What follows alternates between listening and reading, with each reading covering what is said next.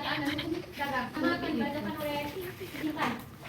Izin memperkenalkan diri, saya Intan Primawita dengan NPM 221303204. Di sini saya akan menjelaskan tentang hukum perdata.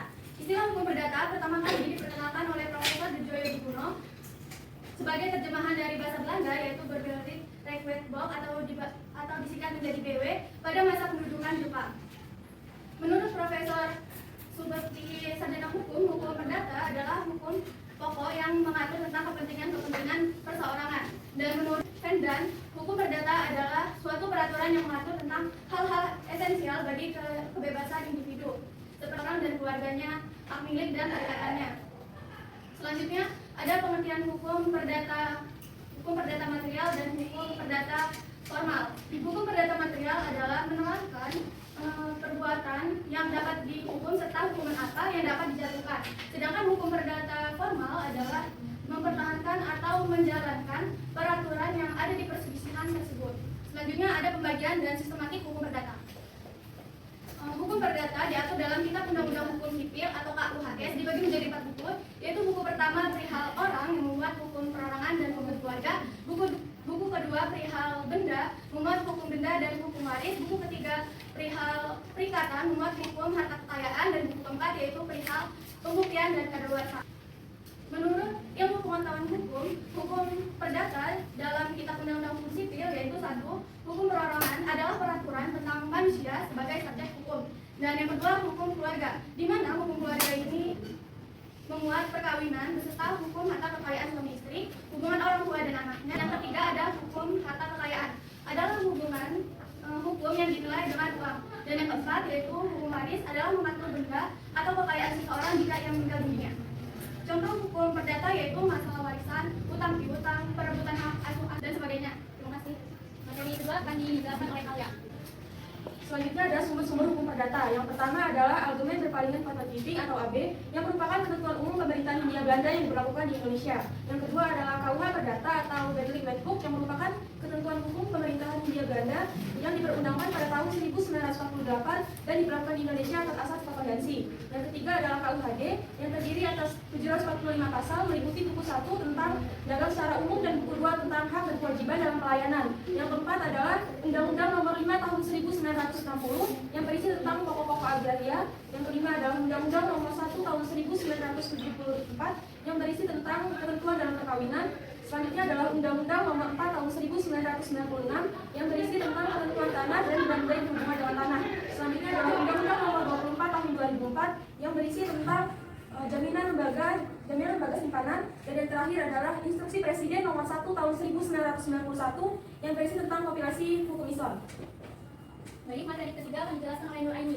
Pengertian hukum dagang yaitu perdagangan atau perniagaan pada umumnya, yaitu suatu pekerjaan membeli barang dari suatu tempat ke tempat lain atau pada suatu waktu, yang kemudian menjual barang tersebut ke tempat lain atau pada hari berikut dengan maksud memperoleh keuntungan.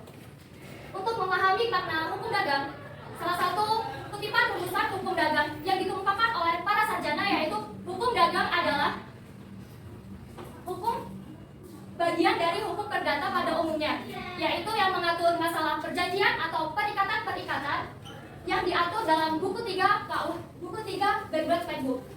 Dengan kata lain, hukum dagang yaitu himpunan peraturan-peraturan yang mengatur seseorang dengan orang lain kepada orang lain. Di dalam kegiatan perusahaan yang pertama terdapat dalam kodifikasi Kitab Undang-Undang Hukum Perdata. Hukum dagang dapat pula dirumuskan sebagai serangkaian kaidah yang bersangkutan dengan mengatur tentang dagang, usaha dunia atau bisnis yang berkaitan dengan perdagangan, lalu lintas perdagangan.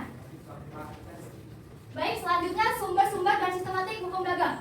Hukum dagang Indonesia terutama bersumber pada hukum tertulis yang dikodifikasikan yaitu hukum dagang, yaitu Kitab Undang-Undang Hukum Dagang atau KUHD atau Kitab atau Wetboek van Koophandel Indonesia atau WK.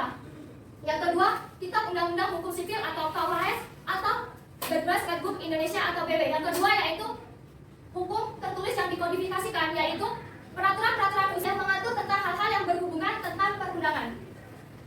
Baik, menurut hubungan antara KUHD dan KUH Perdata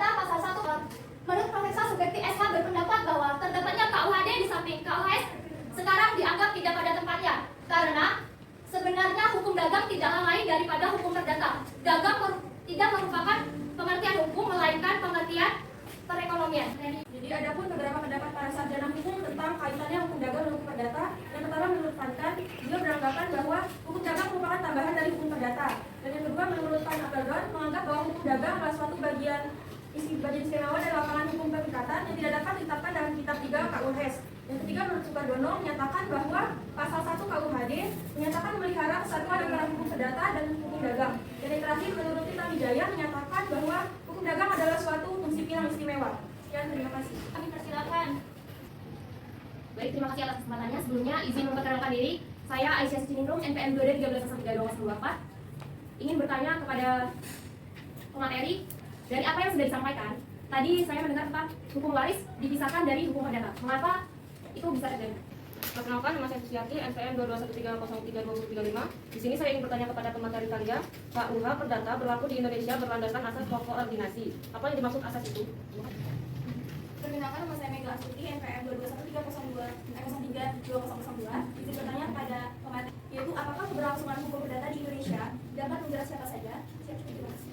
Saudari Aisyah, yang pertanyaannya, kenapa hukum waris dipisahkan dari hukum perdata?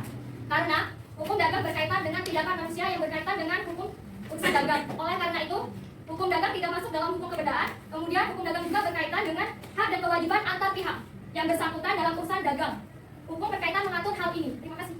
Baik, saya akan menjawab pertanyaan dari saudari Susi. Apa yang dimaksud dengan asas konkordansi? Asas konkordansi adalah suatu asas yang melandasi diberlakunya hukum Eropa atau di negeri Belanda pada masa itu, untuk diberlakukan juga pada golongan Eropa yang ada di Hindia Belanda. Terima kasih. Jawaban ketiga akan dijawab oleh Ibu. Baik, saya akan menjawab pertanyaan dari Mega, yaitu pertanyaannya, apakah keberlakuan hukum perdata di Indonesia dapat menjerat siapa saja? Jika mengenai waris, maka KUH Perdata tidak menjerat atau tidak berlaku bagi masyarakat yang menundukkan diri pada hukum adat. Namun kalau jika mengenai perjanjian, maka akan menjerat atau berlaku bagi setiap warga negara Indonesia yang sudah bertanya. Sekarang kami ingin menyimpulkan. Bagi rekan yang paling ujung, kami persilakan untuk kesimpulan. Nama saya Rizky Muhammadi, NPM 2013-2023. Di sini saya akan membacakan hasil kesimpulan. Hukum perdata dalam arti luas meliputi hukum privat material, yaitu segala hukum pokok yang mengatur kepentingan perseorangan.